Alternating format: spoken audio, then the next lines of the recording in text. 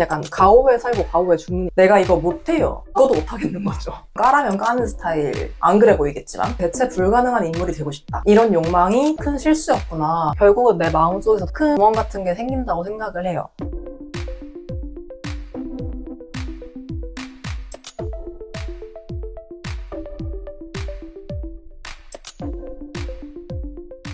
네, 저는 이연우라고 하고 큐레이터라고 국립미술관에서 다양한 업무를 수행을 해왔습니다. 저는 약간 가오에 살고 가오에 죽는 인간입니다.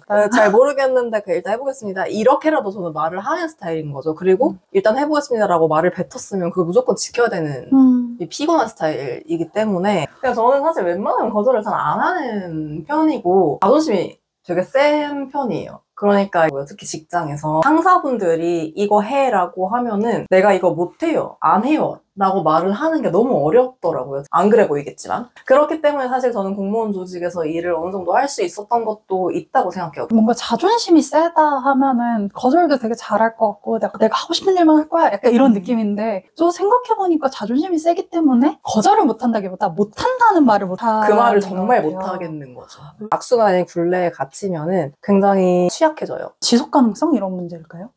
그쵸. 이걸 내가 업으로 한다고 생각을 했을 때는 계속해서 할 수 있어야 하는 일인 건데 이렇게 단시간에 너무 많은 걸 쏟아부으면 물론 배우고 성장은 되게 빠르게 있어요. 근데 너무 쉽게 지치니까 이걸 오래 가기가 되게 어렵겠다는 생각이 들더라고요. 좋아하는 일, 그리고 나를 숨쉬게 하는 일 찾아서 하셨는데 그걸 좋아하는 마음을 유지할 수 없었다는 게 굉장히 슬프게 들리는 것 같아요. 아마 일에 대한 열정이 있으신 분들이라면 누구나 조금씩은 가질 것 같은데 내가 여기서 대체 불가능한 인물이 되고 싶다, 이런 욕망이 대부분 있으실 거라고 생각해요. 나 없으면 이게 안 돌아갔으면 좋겠어, 이런 생각을 사실은 좀 하게 되는데 그래서 주는 대로 정말 많은 업무를 수행을 했고 그 덕분에 진짜 많이 배웠죠. 근데 나오고 나서 되돌아봤을 때 내가 그렇게 너무 많은 일을 하고 나 없이는 이제 이 업무에 대해서 아는 사람이 잘 없을 때 그게 되게 조직을 병약하게 만든다는 생각을 엄청 하게 됐어요. 그래서 이게 되게 큰 실수였구나. 다른 구성원들 그리고 조직 전체를 봤을 때 내가 거절을 잘 하는 방법을 배우는 것도 되게 하나의 큰 기술이겠다.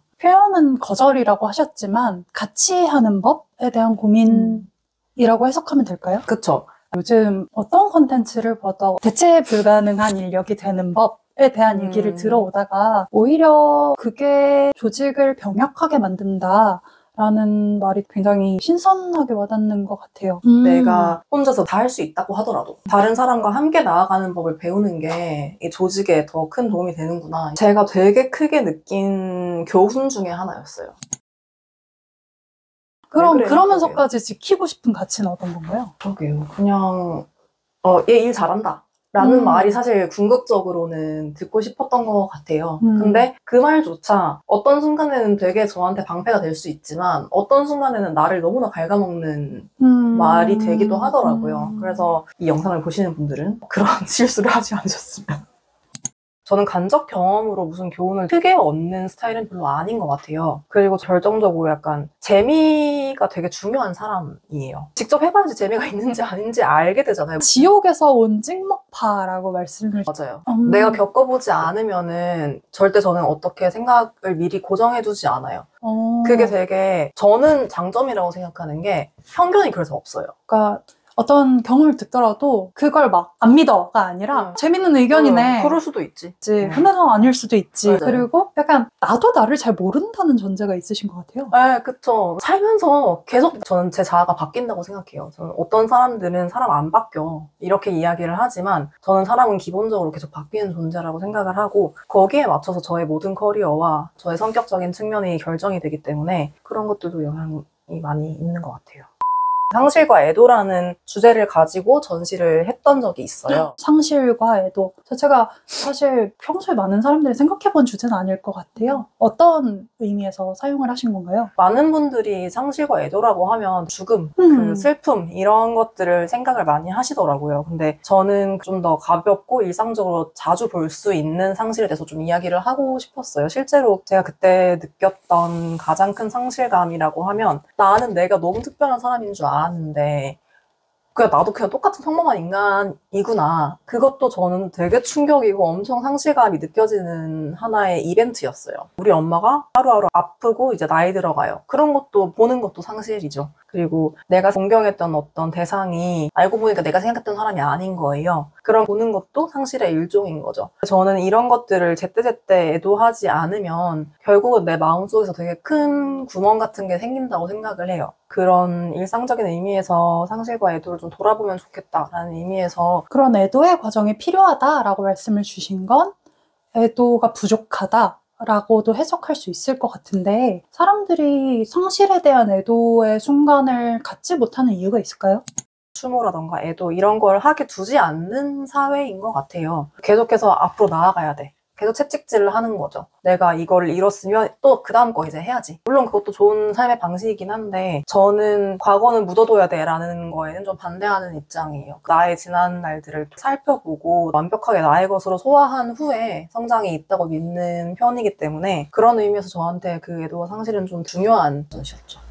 어떤 사람들은 자신이 상실했는지조차 알아차리지 못한 채로 지나간다라는 말씀이신 것 같아요. 사실 상실과 애도라고 하면 되게 비관적이고 약간 어두운 주제라고 쉽게 생각하는 것 같은데 그 말씀하신 애도의 과정이 새살이 돋아날 수 있는 그런 말 있잖아요. 슬픔의 순간에 제대로 그걸 하지 않는 나중에 복리가 돼서 돌아온다. 상실이 있은 자리에 뭔가 새로운 것이 들어올 공간이 생긴다는 뜻에서 위에 또 새로운 나를 만들 수 있고 그런 의미에서 어떤 상실과 애도라는 게 어떤 특정한 이벤트나 에피소드라기보다는 내 내면에서 흘러가는 감정을 잘 지켜보는 거에 좀 더 가까워요. 그 전시를 만드는 과정도 저한테 있어서 하나의 애도의 과정이었어요. 그래서 되게 의미가 있는 전시였고 결혼과 이혼이라는 이벤트를 한번 겪어봤기 때문에 그것도 사실 살면서 있는 엄청난 큰 상실 중에 하나죠. 내가 선택한 가족을 하나를 만들었다가 그 결정을 되돌리는 거기 때문에 그거에 대한 저는 애도의 과정도 조금 필요한 시점이었고 그 전시를 최종적으로 하나 만들어서 올리는 게 저한테도 되게 애도가 되는 과정이었고 실제로 저는 그 전시를 하고 나서 그 다음 페이지로 나아갈 수가 있었어요. 회피하지 않고 직면하고 네. 빠르게 가야 한다라고 하기 때문에 놓친 것들, 챙기지 못한 것들에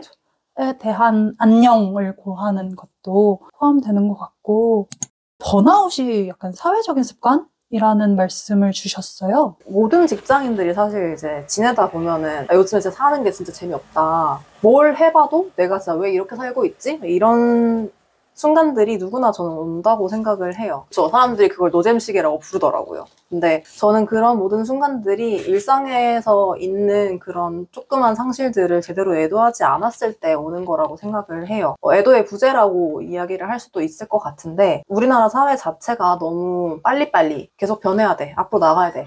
이 강조를 많이 하는 사회이기 때문에 내가 잃어버린 것들, 내가 놓친 것들 그런 거에 대한 애도를 깊이 있게 심도 있게 하게 두지를 않아요. 근데 과거를 아예 과거니까 지나갔으니까 하고 덮어놓고 생각을 안 하는 건 저는 되게 위험한 발상이라고. 지금의 나도 결국은 그때 내가 있었기 때문에 있는 거잖아요.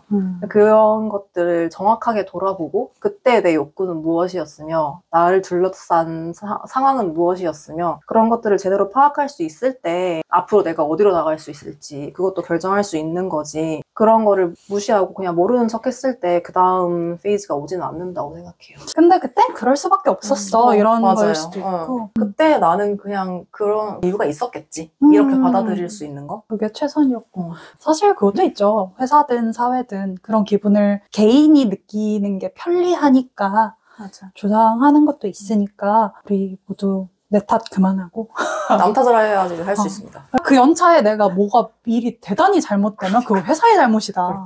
그렇죠. 뭐 망했어요? 이런 마인드가 필요합니다. 사회가 망하게 하는 게 진짜 힘든 일이다. 그렇죠. 생각보다. 그것 때문에 망하면 이상한 회사인 거다. 그럼. 그때는 그렇게 생각하지 않으면 되게 무기력해진다고 생각을 했었는데 맞아요. 아닌 것 같아요. 그러니까 사실은 제일 두려운 감정이 그 무기력함일 수 있다는 생각을 했어요. 내가 아무것도 할 수 있는 게 없었다. 나한테 결정권이 없었고 주도권도 없었고 어떤 것도 통제할 수 없는 그 무력함이 사실은 나를 제일 두렵게 하는. 근데 그게 무력함이 아니라 그 시기에 당연히 겪어야 하는 우당탕탕이었다. 그런 것 같아요. 그리고 또 그런 시간이 있기 때문에 지금 이런 얘기를 할 수 있는 거 아닐까요? 퇴사하신 상황으로 알고 있어요. 저는 기본적으로는 공공기관에서만 계속 일을 했었기 때문에 그 대국민 서비스를 사실 제공하는 곳이죠. 그러네요. 네, 공립미술관이라고 하면 저는 그렇게 생각하고 일을 했었어요. 그것이 아닌 다른 세계에 대한 호기심도 조금 되게 컸던 것 같아요. 내 인생의 한 구역으로 남겨두고 그 다음에는 또 이제 내가 더 큰 곳을 뭔가 볼 수 있지 않을까라는 생각을 좀 많이 했던 것 같아요. 또 진하게 경험해보셨으니까 이 시간을 또 애도하는 시간도 있겠죠? 네. 프로세싱하고 어떤 게 또 좋았어 라고 느끼는 시간도 있을 것 맞아요. 같고 휴식하면서 어떤 일 하고 지내시나요? 퇴사를 막상 하고 나서 제가 되게 크게 느낀 게 나는 창작을 하지 않고는 살 수 없는 사람이구나. 꼭 그게 전시가 아니더라도 어떤 방식으로든 생각하는 것들을 표현하지 않으면 안 되겠구나. 그런 생각이 되게 많이 들더라고요. 그래서 제가 인스타툰을 이제 까나리툰이라고 해서 그리기 시작했고 그 인스타툰을 통해서 큐레이터가 하는 일들 그러니까 일반적으로 사람들이 생각하는 그런 도슨트의 업무 외에 어떤 것들이 있는지도 좀 알리는 차원도 있고 또 현실의 그 큐레이터로서 업무를 하면서 힘든 것들은 어떤 것들이 있는지 이런 것도 좀 알리는 차원에서 인스타툰을 그리고 있습니다. 사실 인간이 괴로운 기억들은 되게 꺼내기가 쉽지가 않았거든요. 왜냐면 마음 한구석에 이런 마음이 있어요. 내가 가진 트라우마가 계속 그냥 트라우마로 남아있었으면 좋겠는 마음이 있어요. 왜냐면 그래야지 나는 좋은 사람, 저는 나쁜 사람. 이렇게 생각을 하기가 되게 쉽고 그런 양분화된 마음을 그냥 내가 그대로 가지고 가고 싶은 무의식이 항상 전 누구나 있다고 생각해요. 근데 이제 그리다 보니까 자연스럽게 좋았던 일들도 되게 많았고 그때 저랑 관계를 맺었던 분들이 정말 여러분들이 있었고 그분들이랑 사이에 있었던 좋았던 일들, 내가 배웠던 것들, 정말 좋았던 대화들 이런 것들 많이 상기를 하게 되더라고요. 그래서 그리면서 내가 트라우마가 트라우마로만 남았으면 하는 마음이 있었구나 라는 거를 깨닫는 것도 되게 큰 수학이었고 그걸 그리고 깨달음으로써 거기서 벗어날 수가 있더라고요.